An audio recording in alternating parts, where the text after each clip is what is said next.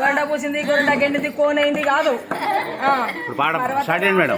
శ్రీ గౌరీదేవి ఆయింట బాల అందాల బాల యుక్త వయసు రానప్పుడు ఆషాఢ మదిన ముందు ఒక మంచి తిరిగిన ఉద్యానవనంలోన చెరులందరి తోడి ఆటలాడుచుండగా ఆ బాలిక పుష్పవతి ఆయను పుష్పవతి ఆయన ఆ బాలికను చూసి చెరులందరూ నవ్వగా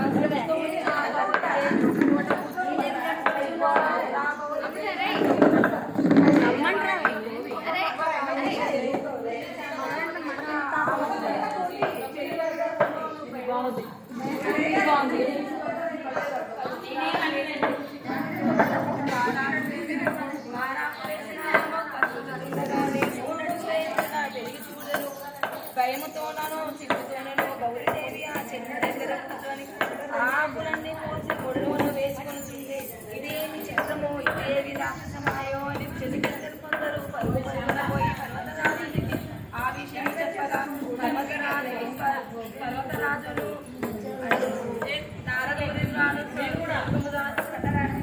మా కొంచెం దంచిన వాళ్ళు పక్క పోండి, మిగతా వాళ్ళు వస్తారు. కొంచెం దంచిన వాళ్ళు పక్క పోండి, మిగతా వాళ్ళు వస్తారు.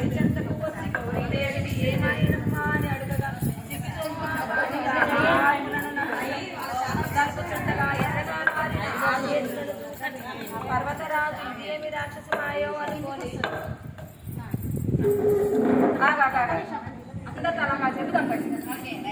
పర్వతరాజు ఇదేమి రాక్షసమాయో అని ఆ చెట్టును నిలువునా నరకపోగా దీనముగా చూచి ఆ చెట్టు సరించి గౌరీదేవికి చూసించిన నాది ఈ శిక్ష ఏమి దేవుడా అని ఒకచుండగా సోనగాని ముదులు నారదాని ముదులు ముడులు పర్వతరాజును ఆపి పర్వతరాజా ఈ చెట్టు మంత్రల వృక్షము గౌరీదేవి గర్భాన ఉదయించిన ఈ చెట్టు గౌరీ ఇంద్ర ఆకుగాను ముడుస్తుండదని చెప్పగా అన్నారు. ఆ ఆకు నలుగుతుండగా గౌరీదేవి ఎర్రగా మారెను.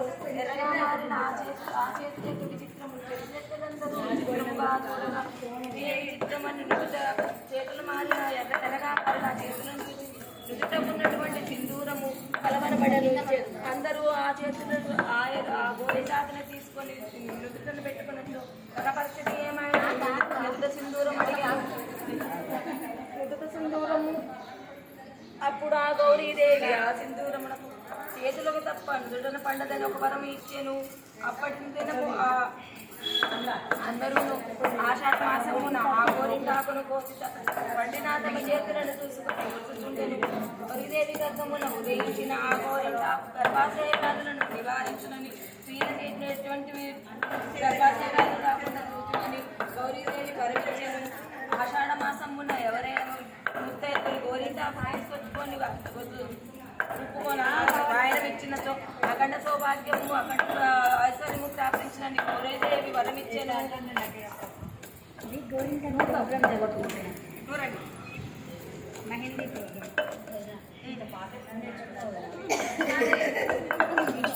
కాదు నోరం అంటే ధన ధన ధన రోల్ బయట తప్పడే